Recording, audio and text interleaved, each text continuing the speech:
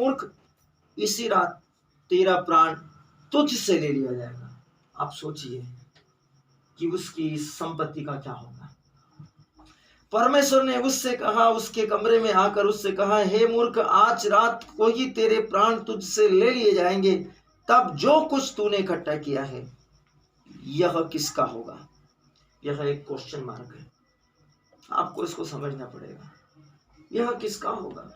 इससे पहले हमने सुना, सालों पहले लोगों ने एक जमीन के टुकड़े के लिए बहुत घमंड से उसकी लंबाई चौड़ाई को नाप कर उस पर इतराए इतराए और उस पर बहुत ज्यादा घमंड किया होगा।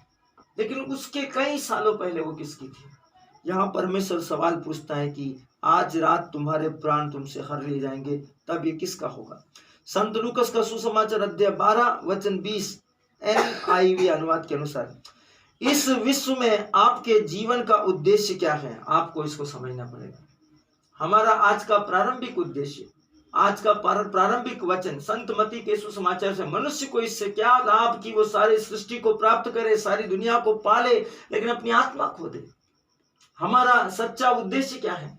और बाइबल हमको सिखाती इस विश्व में आपके जीवन का उद्देश्य क्या है, आप क्यों सृजे गए।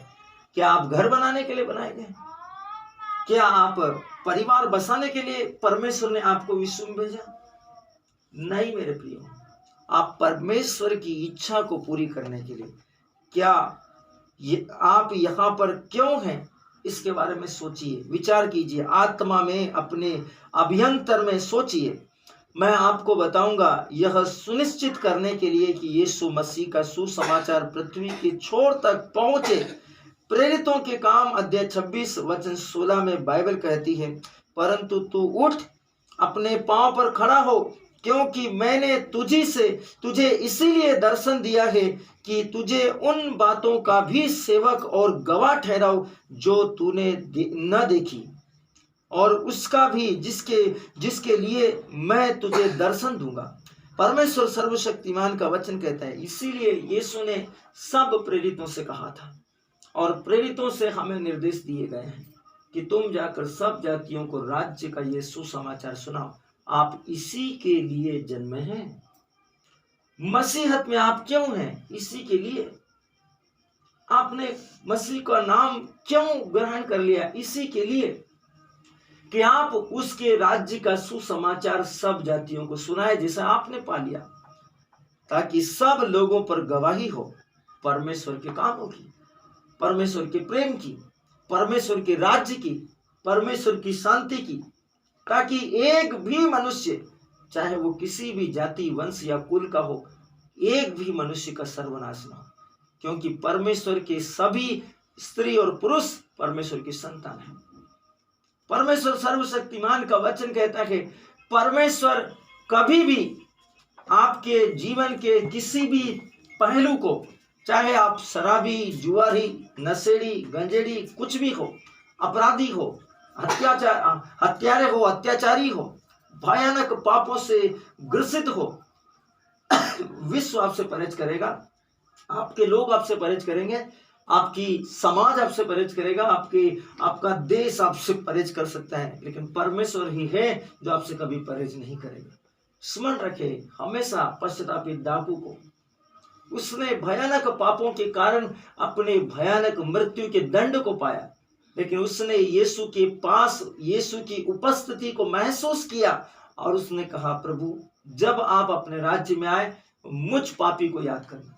क्या कहा था यीशु मसीह ने, 99 धर्मियों की अपेक्षा जिनको पश्चाताप की जरूरत नहीं है, जिनको माफी मांगने की जरूरत नहीं है, क्योंकि वे तो अपराधी है ही नहीं, क्योंकि वे धर्मी हैं, एक पश्चातापी पापी के लिए जो अपने पापों को मानकर फिर कर पश्चाताप करेगा, उसके लिए स्वर्ग में अधिक आनंद मनाया जाएगा। थोड़ा बहुत नहीं, अधिक, पूरा स्वर्ग आनंदित होगा, क्योंकि प्रभु यीशु ने कहा, बाइबल कहती है, उड़ाव पुत्र के इसमें वह मर गया था और देखो अब वो जी उठा है, वो खो गया था और फिर मैंने उसे भला चंगा पाया है। आप समझ ले इस बात को, परमेश्वर नहीं चाहता कि कोई भी मनुष्य का नाश हो जाए, किसी भी मनुष्य का नाश हो जाए, इसलिए उसने कहा, मैं तुमसे कहता अपने शत्रुओं से प्रेम करो, जो तुम्हें सताते हैं उनके लिए प्रार्थना करो, जो तुम्हें दुख देते हैं उनको समर्पण करो, उनके लिए प्रार्थना करो, उनके पश्चाताप के लिए, मन परिवर्तन के लिए प्रार्थना करो। उसने क्रूस के ऊपर बार बार, क्रूस के मार्ग में बार बार इस मर्म को बताया है, सिखाया है, समझाया है, उदाहरण बन गया, ताकि आप उसके जीवन को जब देखें ध्यान से तो आपको समझ में आए। उसने कहा, हे यरूशलेम की बेटियों, मेरे लिए मत रो। उसने कहा, पिता इन्हें माफ कर, पिता इन्हें माफ कर, पिता इन्हें माफ कर दे, इन्हें माफ कर दे, इन्हें माफ कर, पिता इन्हें माफ कर। पवित्र आत्मा से वो गिड़गिड़ाता रहा, कहता रहा, इन्हें माफ कर, इन्हें माफ कर। ये नहीं जानते, इन्हें कुछ भी आभास नहीं है, एहसास नहीं है। जब पवित्र आत्मा आएगा तो ये समझ जाएंगे, इन्हें माफ कर, ये नहीं जानते ये क्या कर रहे हैं। हर क्षण आपको बचाने के लिए वो क्रूस पर मरते मरते आगे बढ़ रहे हैं। यही है प्रेम परमेश्वर का, यही है सच्चा प्रेम। जब वो आपकी जिंदगी में है तो उसने कहा, पवित्र शास्त्र कहता है, जब प्रभु हमारे साथ है तो कौन हमारे विरुद्ध होगा। आप परमेश्वर की जन है, आपको उसने अपना जीवन दिया है। अब उसका शरीर आप देख सकते हैं क्रूस के ऊपर।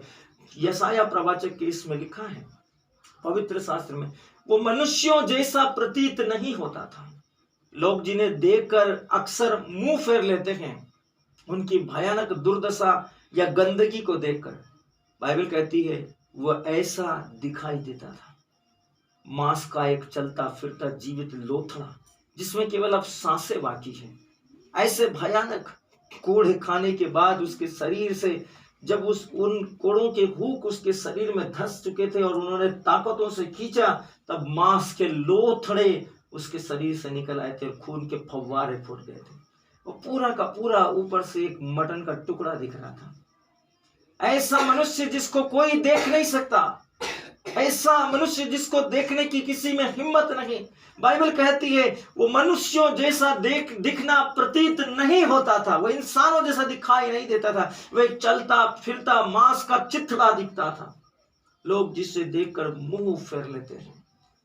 आपके और मेरे लिए उसने अपने आप को ऐसा बना लिया।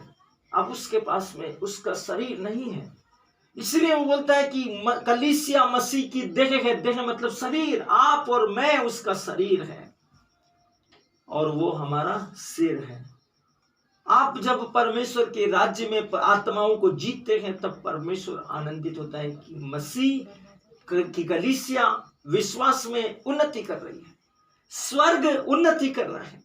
पृथ्वी के विषय में उसने कहा, देखो ये पूरा का पूरा संसार दुष्ट के, अंधकार के, हाकिम के अधिकार में है। पूरा संसार परमेश्वर के हाथ से छुड़ा लिया गया था आदम के पाप से और चला गया था लूसीफर के पास, अधिकार दुष्ट शैतानों के पास में, गिराए हुए नरकदूतों के हाथ में ये संसार चला गया था। इसको बचाने के लिए यीशु मसीह आया है। आदम की वाटिका से में क्या हुआ था, उन्होंने उनकी बातों को मान लिया जो परमेश्वर के द्वारा गिरा दिए गए थे, अपने अधिकार के स्थान से भ्रष्ट हो गए थे, और अब उन्होंने मनुष्यों के पास से जीवन का अधिकार और स्वर्ग के सम्मान को छीन लिया। क्या होता जब आज आप और मैं आदम की वाटिका में होते और यहोवा हमसे मिलने के लिए आता? सोचिए इसके बारे में। यहोवा आपसे मिलने के लिए आता और स्वर्गदूत आपके आसपास आपकी सेवा करते। क्या होता जब आप इन चीजों को देखते? आपने कभी पवित्र शास्त्र में इसको समझा? उसने हमें स्वर्गदूत दिए हैं कि वे हमारी प्रार्थनाओं को सुने और उसको उत्तर दे। बाइबल कहती है परमेश्वर का वचन में, उसने ताबोर पर्वत पर भविष्यवाणी की और कहा, यह मेरा प्रिय पुत्र है, इस पर मैं अत्यंत प्रसन्न हूं, इसकी सुनो। जब आप मसीह को ग्रहण करते हैं और उस पर विश्वास कर ईमान लेकर आते हैं और सच्चे विश्वासी का जीवन जीते हैं, तब क्या होता है? क्रूस की मृत्यु के द्वारा लेपालकपन के अधिकार से आप परमेश्वर के दत्तक पुत्र बन जाते हैं। उसने आपको गोद ले लिया, इस विश्व से आप खरीद लिए गए। उसने कहा दृष्टांत में कि एक व्यक्ति ने खेत को देखा और उसने पाया कि उसमें एक अनमोल खजाना है, तब उसने आनंद से जाकर अपना सब कुछ बेच दिया और उस खेत को मोल ले लिया। खेत क्या है? खेत संसार है। उसने कहा इस विश्व में, देखो संसार का नायक आ रहा है, इस विश्व का नायक, इस विश्व का मालिक आ रहा है, लेकिन वो मेरा कुछ नहीं बिगाड़ सकता। उसने कहा है, उसने ये भी कहा संसार में तुम्हें क्लेश होगा, यदि तुम इस विश्व में रहते हो तो क्लेश क्यों होगा, क्योंकि उसके राज्य में और मेरे राज्य में शत्रुता है। क्योंकि यदि तुम इस विश्व में रहकर मेरे कामों को करोगे तो वो तुम्हें परेशान करेंगे, इग्नोर करेंगे, तुम्हारे मार्ग में रुकावट डालेंगे, लेकिन क्या होगा, तुम अपने धैर्य से अपने फल को लेकर आओगे, तुम्हारे फल बने रहेंगे। उसके लिए तुम्हें पैशन होना जरूरी है। क्रूस पर उसने पैशन को दिखाया, पिता इन्हें माफ कर, पिता इन्हें माफ कर। आपको समझना पड़ेगा